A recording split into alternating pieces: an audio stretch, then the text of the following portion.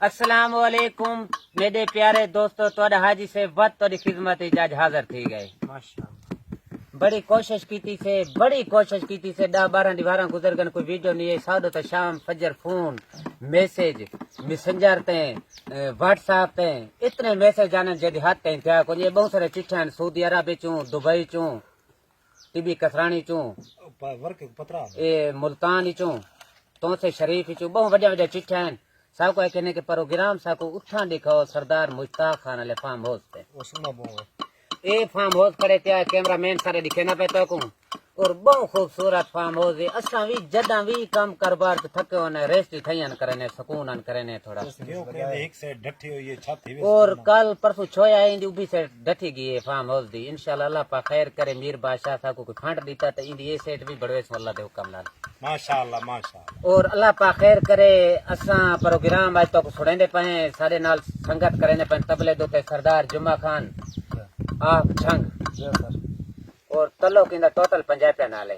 اندے کول بعد دوجے سنگت کرنے پئے غلام آباد گلڈیر بھی دریا خان چوں. اے بھی بہت کڈوکنا تھے تبلے مرنے کے. پچھلے دفعہ ٹی بی ماریا نے 2 آدمی فوت تھی گئے. اللہ پاک خیر کرے. پتہ نہیں سارے نال کیا پڑتی ہے.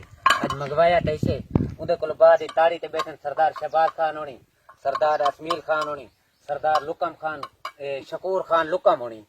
یہ بھی بیٹھن پہ اندے کول بعد اللہ پاک خیر کرے. اساں ایک انج رقبے تے کھڑے بہت ہی بہترین زمیندار ہے. اللہ پاک کو جنت جائیں دے. یقین آنے کے سویرے نال مٹھائی گھنے اندے پچھوں کولر نب والے پانی دا بڑا کے گھنے. اللہ پاک کوئی خوشاں دے اور سب کوئی حق حلال کماون دی توفیق دے.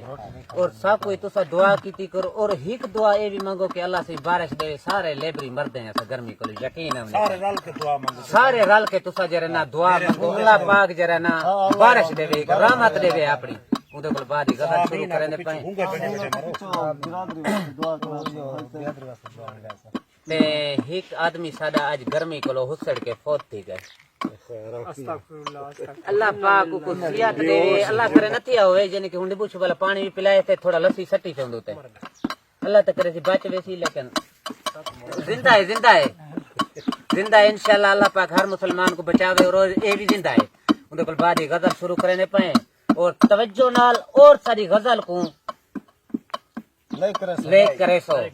ہاں مہربانی تہاڈی. بومو لے کرے سو صحیح بومو. واہ ممدا گڑا نور دا یک بولوں دی موسور دا. واہ ممدا گڑا نور دا یک بولوں دی موسور دا. بڑے اخبارات تے کلیاں نہیں نبتی تہیں کیتے پیارا سے. واہ ممدا گڑا نور دا یک بولوں دی موسور دا. ٹریکٹر دے حل مایا تیرے پچھو چن مایا اتھا لیبراں چھوڑ دیتے نا. واہ ممدا گڑا نور دا یک بولوں دی موسور دا. ساوے جن مایا واہ واہ ساوے ساوے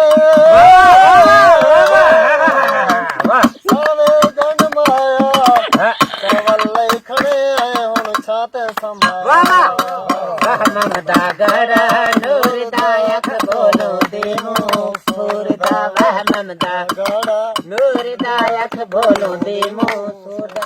پنجویں کھالا پھول باندے تے 27 دا مکالا تھی گئے اتا سکھ پانی دی کوئی نہیں. واہ ممدا گڑا نور دا یک بولوں دی موسور دا. چرخے دیاں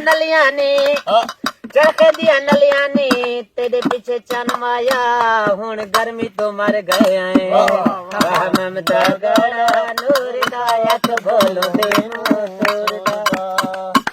ساوے ڈرم آیا سبحان اللہ. ساوے ڈرم آیا پچھلے تو دیکھ گنو جویں چاول مایا. واہ ممدا گڑا نور دا یک بولوں دی. ایک توجہ نال لکما جنگاں جینا تیلی وانگوں جنگاں جینا تیلی وانگوں موہی وچ چاندور دا. واہ ممدا گڑا نور دا یک بولوں دی موسور دا. ایسے جٹ راسوں بھائی آئے اوکھا موڑ ते निकला गई हाय हाय हाय हाय देखू छारे रे भाई। मेरी कंड सड़ पई दी ढलदा गए तू निकला गई हाय हाय तू यार ना वे तेरा मतलब ही है रवि जड़ा था मतलब तू निखड़ा गए तू मौसन कूड़ दी गोल च है मैं सच सुनवाए तू निखड़ा गए